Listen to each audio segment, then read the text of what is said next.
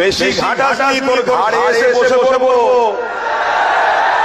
এমনি সবাই বলছে আপনি আসুন, তোর ঘাড়ে এসে বসে পড়বো, দম নিতে পারবি। আমি এতটুকু পারি, আমার এত সাহস আছে, আমার পারি, সব পারি। কেন আমি একটা জিনিস বুঝি, যেটা জুলুম নয় সেটা ইসলাম আমাকে করা জায়েজ দিয়েছে। তো ভাইয়েরা আমার রাসূল পাক সাল্লাল্লাহু আলাইহি ওয়াসাল্লাম তিনি দোনো জাহানের সুলতান, দোনো জাহানের সরদার, নবীদের নবী। তিনি না আসলে কুল কায়নাত আল্লাহ বানাতেন না। হযরত আদম সফিউল্লাহ আমাদের আব্বা জান, তাই তো নাকি? জোরে বলেন। প্রত্যেকটা মানুষের আব্বা জান, সে যে ধর্মেরই হোক, বাপ আদম মা হাওয়া, এই দুজন থেকে পৃথিবীতে মানুষ শুরু হয়েছে, এই দুজন থেকে পৃথিবীতে মানুষের সূচনা হয়েছে।